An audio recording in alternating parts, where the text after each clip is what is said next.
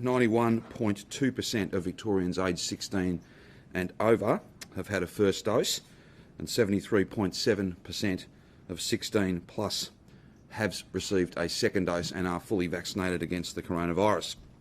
That is a fantastic effort and something that every Victorian who's gone and had 2 doses can be proud of. All of those who've had a single dose and are waiting for the interval to pass, we're proud of you, and you should be proud of yourself. There's nothing more important than getting vaccinated.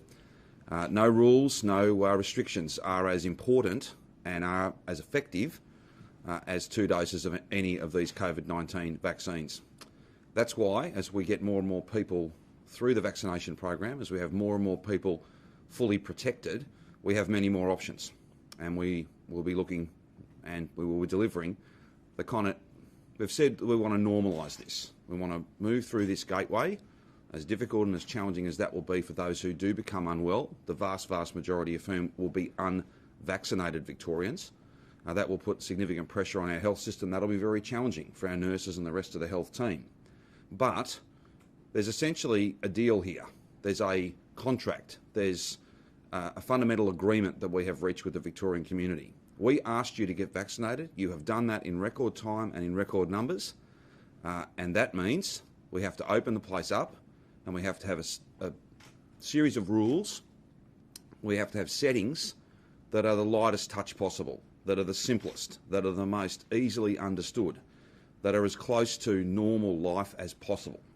That's what we committed to, and that's what we are going to deliver. Can I just quickly run through the numbers of the day, and then I'm going to talk about what happens when we get to 90%, and then Martin is going to speak about what happens from the end of this week when we get to 80%. So I'll try and be as quick as I can to get to that. 39,250 vaccines were administered yesterday in state clinics.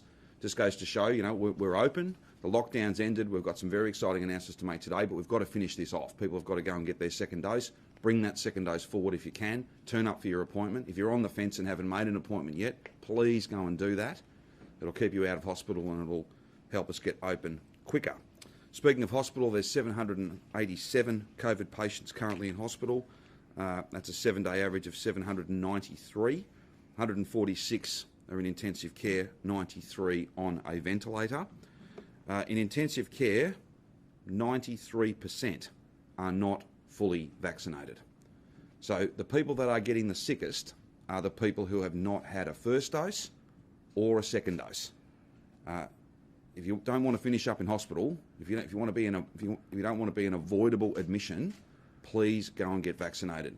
Community pharmacy, GPs, and our state hubs, indeed pop-ups and neighbourhood pop-ups. We're literally going door to door, street by street.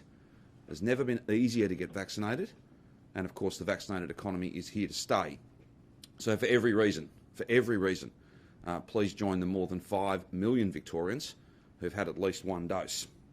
Now, I'm sad to have to report that there are 11 people who have passed away from the coronavirus, 1 in their 50s, 1 in their 60s, 4 in their 70s, 3 in their 80s, and 2 in their 90s. We, of course, send our condolences and our best wishes and our thoughts to the families and friends of each of those 11 people. This will be an incredibly difficult time for them. There were 69,624 tests that were processed. 1,935 new cases, all locally acquired.